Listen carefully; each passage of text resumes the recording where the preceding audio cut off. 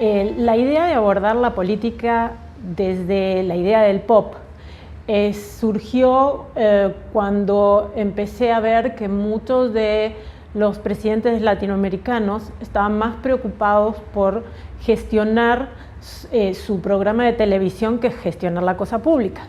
Y aparecían en las noticias más como comentadores de la realidad que como impulsores o transformadores de esa realidad. Entonces empecé a ver este concepto de política pop que surgió en Italia con la figura de Berlusconi, es decir, una celebridad que llega a la política por ser celebridad. Y me pareció que lo que pasaba en Latinoamérica en los últimos años era al revés. Eran personajes que lograron su celebridad gracias a la política. Y no solamente a nivel de presidentes, creo que nuestro gran político pop es el Papa Francisco, que tiene ese talento de poder comunicarse muy fácilmente y con mucha cercanía y generar emociones y lograr impacto en los medios.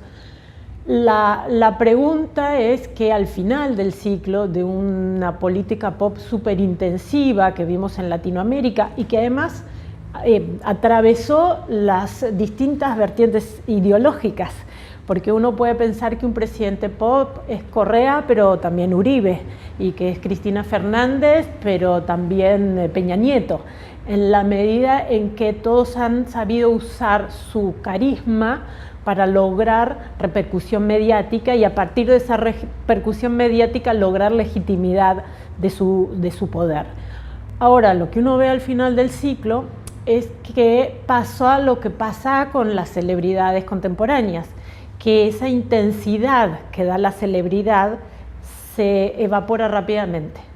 Entonces pasa como con los hit pop, que mientras están en el tope de la cima, todo el mundo lo está cantando, todos conocen el tema y a los meses que desaparece del ranking de canción más escuchada, ya nadie conoce quién lo cantaba. Es decir, que la trampa de la celebridad como herramienta de la comunicación política es sobre todo que lo que tiene de intensidad lo tiene de efímero. Lo que quiero decir con la idea de que la política pop es efímera es que no construye confiabilidad. Entonces, gente que parece que está en todos los lados y que va a ser eterno, como muchos de los líderes que tuvimos, hoy tienen como muy bajo nivel de adhesión, esa celebridad no les ha servido de paraguas para enfrentar problemas gravísimos, como vemos que tiene el PT en Brasil, por ejemplo. ¿Por qué? Porque la celebridad tiene mucho de emocional y la emoción no es una actitud que permita construir a largo plazo. Ya lo decía Manuel Castells, aplicando esto para los movimientos de los indignados. Esa intensidad que tienen los movimientos no logra una construcción política a largo plazo. La diferencia entre la política pop y la política es que no son excluyentes entre sí.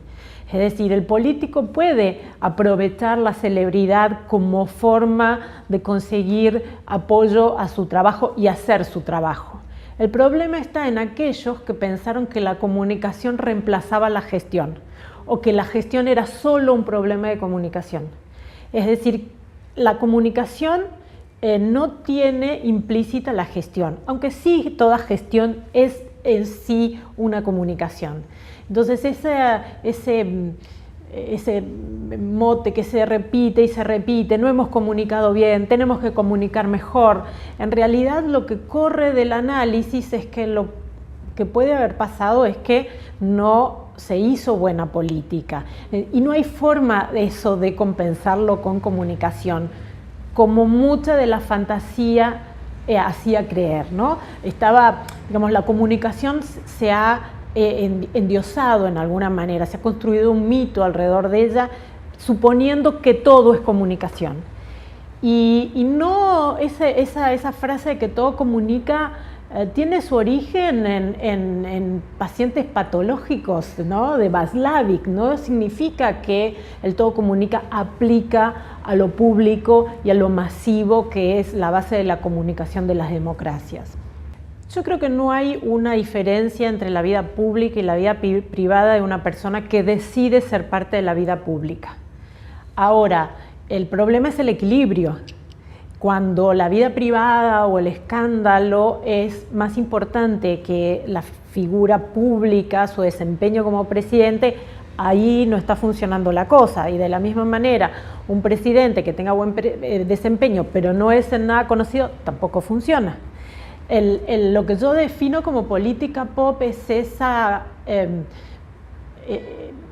obsesión por estar más en cámara que en el escritorio gestionando.